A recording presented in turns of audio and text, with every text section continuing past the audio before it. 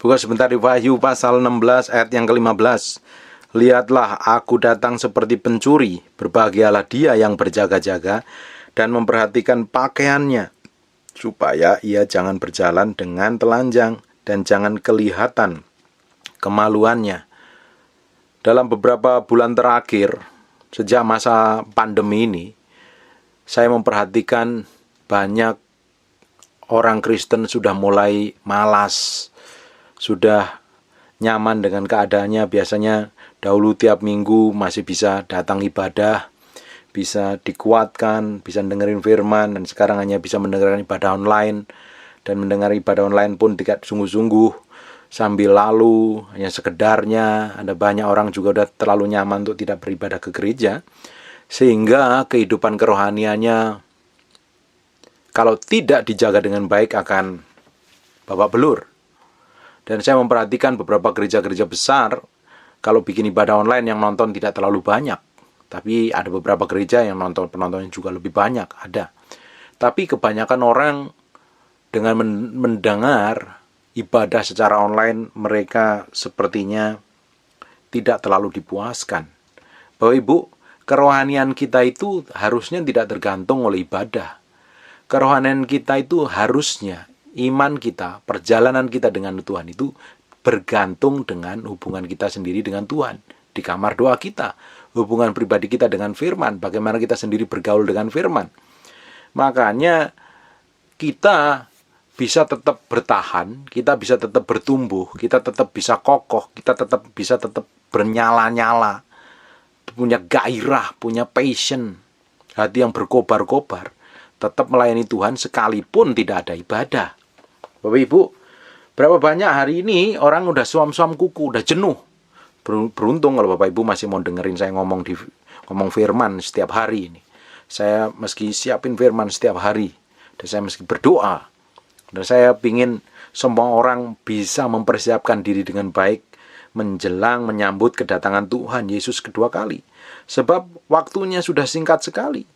Dan Tuhan hanya mencari orang yang berjaga-jaga, yang siap sedia, yang memperhatikan pakaiannya.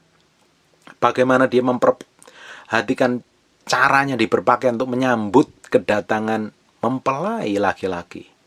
Dan supaya kita tidak dapatin menjadi orang yang telanjang ketika Tuhan datang. Bapak Ibu, hari ini orang sudah mulai jenuh. Ibadah online itu udah jenuh. Kecuali Bapak Ibu yang haus dan lapar dengan Tuhan. Bapak Ibu masih rajin mendengarkan, saya lihat masih rajin mendengarkan firman yang saya sampaikan, mendengarkan firman yang pendeta-pendeta lain sampaikan. Is powerful, itu sangat mendukung sekali, itu sangat luar biasa sekali, sangat membangun iman Bapak Ibu. Dan kebanyakan orang hari ini sudah jenuh dan lelah. Bayangin, kalau hari ini Tuhan Yesus datang, mendadak itu, kira-kira apa? Saya yakin banyak orang Kristen akan ditinggal Tuhan. Karena udah lelah, jenuh, mikirin keuangan udah pusing, bisnis usahanya udah babak belur, jadi udah males. Justru dalam kondisi seperti ini kita harus mencari Tuhan sungguh-sungguh. Justru dalam kondisi seperti ini kita harus bergantung kepada Tuhan sungguh-sungguh.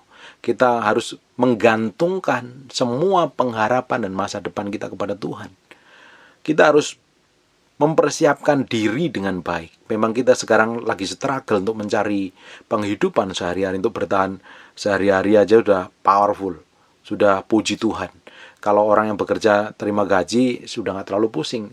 Tapi yang menggaji, yang bekerja sendiri sekarang benar-benar struggle, benar-benar berjuang, dan perlu pertolongan Tuhan secara ilahi. Di samping itu kita tidak hanya bisa fokus kepada masalah keuangan, masalah penghidupan saja, tapi kita juga harus berjaga-jaga dalam kondisi iman kita. Manusia rohani kita juga harus berjaga-jaga. Jangan sampai lengah, jangan sampai teledor. Kalau hari ini Tuhan datang, saya yakin banyak sekali orang yang ditinggal Tuhan. Karena orang sudah jenuh dan bosan, sudah tidak terlalu peduli dengan Tuhan. Bapak Ibu, justru dalam kondisi seperti ini harusnya gereja muncul di tengah-tengah kesusahan dan penderitaan. Harusnya dalam kondisi seperti ini gereja yang memiliki uang kas gede-gede itu harusnya keluarin untuk bantu orang-orang miskin, terutama jemaat-jemaat yang melarat kekurangan susah itu harus keluarkan. Gereja tidak bisa berpangku tangan. Dan gereja harusnya benar-benar jadi terang. Bukan hanya gereja, kita pun secara pribadi, secara orang per orang, harusnya bisa menjadi terang. Ada beberapa orang yang memiliki berkat lebih, ya harusnya bisa menjadi berkat buat orang lain. Yang masih pas-pasan, ya bersyukur, nikmatin. Minta berkat Tuhan berkelimpahan supaya kita bisa menjadi berkat bagi orang lain. Bapak Ibu, menjaga hati kita tetap berkobar-kobar kepada Tuhan setiap hari itu diperlukan kekuatan Tuhan, diperlukan cinta yang menggelora kepada Tuhan.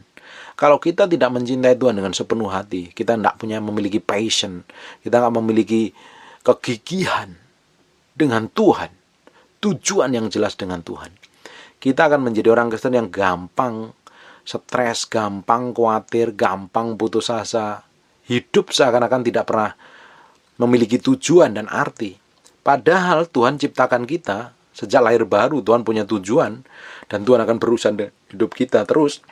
Tuhan punya maksud dan tujuan dalam kehidupan kita, untuk kita menjadi berkat bagi banyak orang tentunya, untuk menyelesaikan pekerjaan Tuhan, menyelesaikan visi Tuhan yang ditaruh dalam pribadi kehidupan kita masing-masing. Dalam kondisi seperti ini, jangan pernah menyerah. Jangan hanya fokus karena kamu keuanganmu babak belur, ekonomi babak belur, terus kamu malas cari Tuhan.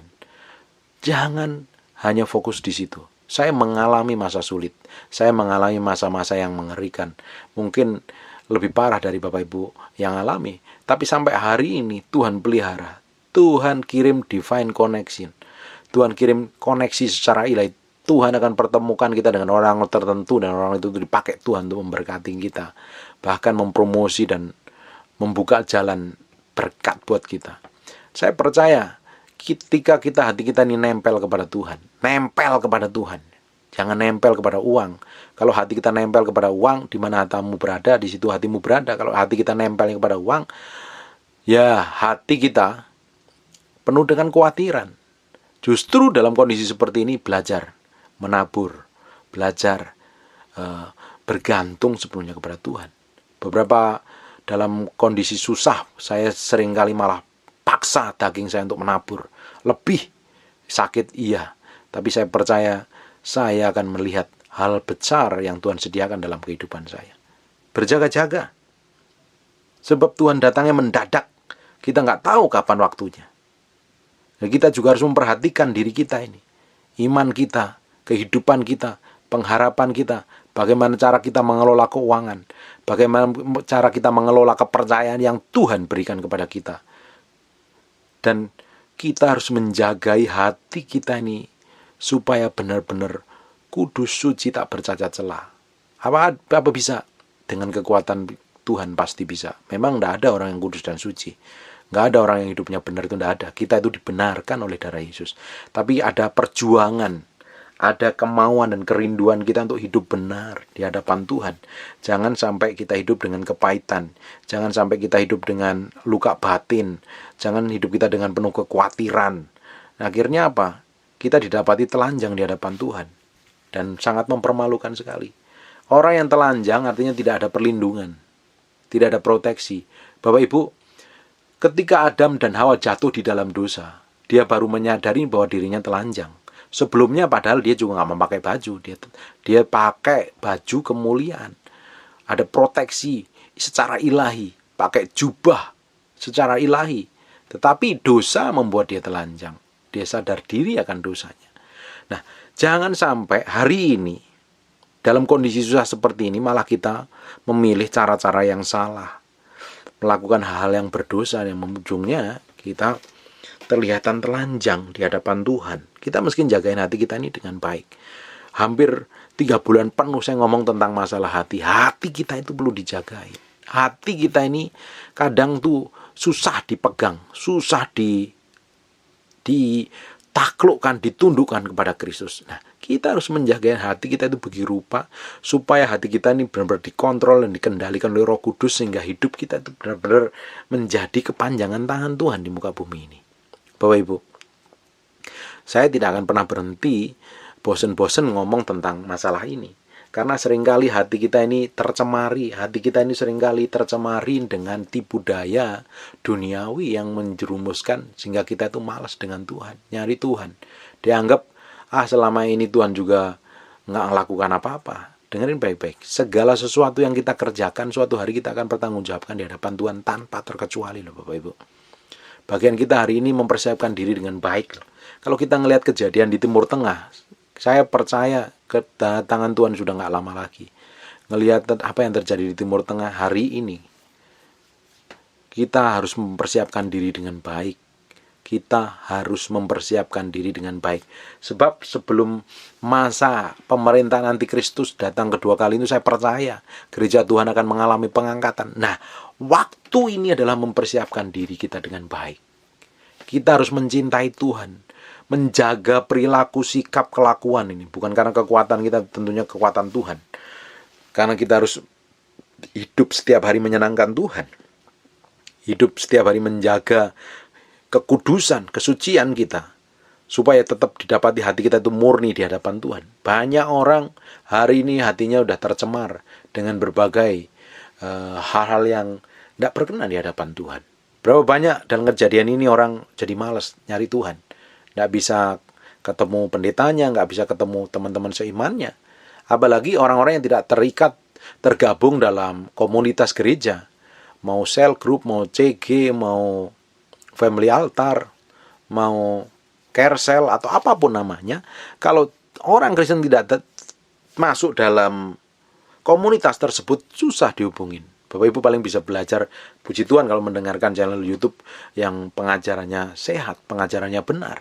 Tapi ketika Bapak Ibu tidak peduli dengan seperti itu, otomatis kerinduan dan gairah Bapak Ibu dengan Tuhan akan turun. Nah, kita harus didapati menjadi orang yang panas, yang menyala-nyala.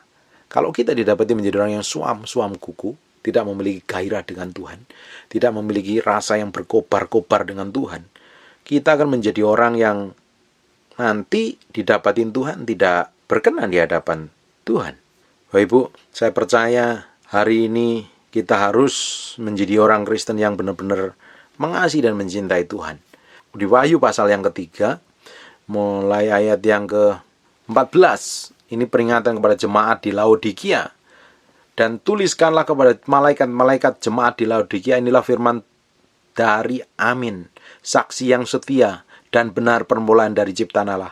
Aku tahu segala pekerjaanmu, engkau tidak dingin dan tidak panas. Alangkah baiknya jika engkau dingin atau panas. Ini orang yang rajin loh. Tuhan tahu pekerjaannya, Tuhan tahu pelayanannya, Tuhan tahu kegigihannya, ketekunannya. Tetapi kalau kita ini tidak memiliki gairah dengan Tuhan, kita antara bergairah dengan Tuhan dan tidak. Akhirnya apa? Ayat 16. Jadi engkau suam kuku dan tidak dingin atau panas, dan aku akan memuntahkan kau dari mulutku loh. Padahal ini jemaatnya kaya loh. Coba perhatikan ayat 17. Karena engkau berkata, aku ini kaya, aku telah memperkaya diriku dengan aku tidak kekurangan apa-apa. Ini orang-orang kaya yang makmur, yang diberkati Tuhan, tetapi tidak memiliki kerinduan, rasa haus dan lapar. Jadi dia tidak panas dan tidak dingin, suam kuku. Bayangin nih. Dan karena engkau tidak tahu bahwa engkau melarat, padahal secara materi dia kaya, padahal di mata Tuhan dia melarat, mialang, miskin, buta, dan telanjang. Dan telanjang lagi. Maka aku menasihatkan engkau supaya engkau membeli emas daripada emas murni yang telah dimurnikan dalam api, agar engkau menjadi kaya lagi, dan juga pakaian putih supaya engkau memakainya, agar jangan kelihatan ketelanjanganmu yang memalukan itu. Dan lagi minyak untuk melumas matamu. Ini bicara tentang minyak. Barang siapa kuasa ikut tegur, sebab itu relakanlah hatimu, bertobatlah. Lihat, aku berdiri di muka pintu dan mengetok. Jika ada orang yang mendengar suaraku, aku akan membukakan pintu, aku akan masuk mendapatkannya, dan aku makan bersama-sama dengan dia, dan ia bersama-sama dengan aku. Barang siapa menang, ia akan kududukan bersama-sama dengan aku di atas tahtaku, sebagaimana aku pun telah menang dan duduk bersama dengan Bapakku di atas tahtanya. Siapa bertelinga, hendaklah ia mendengar apa yang dikatakan Roh kepada jemaat-jemaatnya. Ini orang yang kaya, yang diberkati, jemaat Laodikia ini. Tapi di mata Tuhan, buta, tuli, telanjang, larat, miskin. Bayangin. Bapak Ibu mungkin hari ini hidupnya nyaman. Mungkin diberkatin Tuhan. Everything is okay. orang lain mengalami krisis, Bapak Ibu malah diberkati. Tapi kalau secara rohani Bapak Ibu pusing dengan keuangan kekhawatiranmu, dan Bapak Ibu tidak memiliki gairah dengan Tuhan, baik yang kaya, mau yang miskin, apalagi yang miskin nih, tidak punya gairah dengan Tuhan, tidak punya kerinduan dengan Tuhan. Dengerin baik-baik, suatu hari Tuhan datang, kita tidak akan diangkat bersama-sama di awan permai. Kalau Tuhan datang, kita malah dimuntahkannya, menjadi kenajisan di mata Tuhan. Semua muntahan itu berbicara kenajisan dan kekotoran yang najis di hadapan Tuhan. Nah, kita harus menjaga hati kita ini dengan baik. Hati kita, kerinduan kita dengan Tuhan, rasa haus dan lapar kita akan Tuhan itu jangan pernah berhenti. Saya bersyukur ada orang-orang yang tiap hari mendengarkan apa yang saya sampaikan. Dan saya percaya Bapak Ibu akan semakin dikuatkan mulai kerinduan dengan Tuhan. Masuk sampai ke dalam kedalaman hati Tuhan. Saya ngajarkan bagaimana masuk ke dalam dimensi, dalam itu dengerin itu. Doa, cari bukunya Benny Hinn, Good Morning Holy Spirit, dan cari bukunya Madam Jane Guyon, Mengalami Kedalaman Yesus Kristus. Saya udah pesan bukunya itu 40 buku, tapi belum datang. Apalagi setelah PSBB tokonya tutup, saya nggak tahu nih. Jadi apa enggak itu menerbitkannya. Dan itu sangat memberkati sekali. Nah, hari ini, jangan fokuskan diri kita dalam masa susah ini dengan kesusahanmu, kekhawatiranmu, kekuranganmu. Hari ini justru kita harus mempersiapkan diri dengan baik. Sebenarnya berkat materi itu sebenarnya berkat paling murahan di hadapan Tuhan. Tuhan itu kalau kita itu dekat jadi anak yang dikasihinya, kita tuh pasti diberkati. Udah gak usah minta berkat, pasti diberkati. Nggak mungkin toh kita sebagai bapak ngelihat anaknya compang-camping, menderita, kekurangan, melarat, sedang bapaknya kaya, diamin saja. Tidak mungkin bapak di dunia ini tidak akan melakukan hal seperti itu. Apalagi bapak di surga, di bagian kita Tuhan, mencintai Tuhan, mengasihi Tuhan, membuat hati kita ini bergelora setiap hari mencari Tuhan. Jangan malas. Saya ngelihat fenomena yang luar biasa. Kekristenan itu mulai jenuh karena ibadahnya lewat Zoom, lewat YouTube. Orang mulai jenuh. YouTube dan Zoom itu akan menjadi makanan yang akan membuat nutrisimu sehat. Tapi dirimu sendiri juga harus menggali makanan sendiri. Makan sendiri. Di kamar doamu. Di ruang belajarmu, belajar Alkitab, selidiki firman, bergaul dengan Tuhan. Makanya orang yang tidak disetir dengan visi Tuhan, orang yang tidak hidup dalam kekudusan dan dikontrol oleh, disetir hidupnya dengan tujuan Tuhan, akhirnya apa? Orang itu menjadi orang yang nggak jelas, orang yang suam, orang yang nggak ngerti bagaimana ritme dan cara tahu Tuhan bekerja. Akhirnya apa? Dihantam masalah, dihantam tekanan, dihantam himpitan, akhirnya apa? Drop. Gak memiliki gairah lagi dengan Tuhan. Banyak orang kalau bergairahnya waktu setelah mendengar firman Tuhan, tapi hari-hari biasa gak memiliki gairah dengan Tuhan. Kenapa gak memiliki gairah? Karena hidupnya tidak dikendalikan oleh tujuan Tuhan. Nah, hidup kita ini harusnya dikendalikan oleh tujuan Tuhan. Kenapa saya setiap hari bergairah dengan Tuhan? Karena saya memiliki visi yang Tuhan taruh dalam hati saya. Bapak Ibu harus temukan visi itu. Visi itu seperti pertamax yang akan diisi kepada mobil kita, memberikan power dorongan yang luar biasa. Dan visi itu adalah isi hati Tuhan sendiri yang ditaruh dalam kehidupan kita. Kalau Bapak Ibu belum temukan, cari Tuhan sungguh-sungguh. Minta Tuhan bukakan, singkapkan. Saya yakin dan percaya kehidupan Bapak Ibu akan diubahkan Tuhan. Orang yang memiliki visi itu tidak mungkin dia tidak bergairah. Selalu bergairah dengan Tuhan. Selalu menyala-nyala hatinya dengan Tuhan.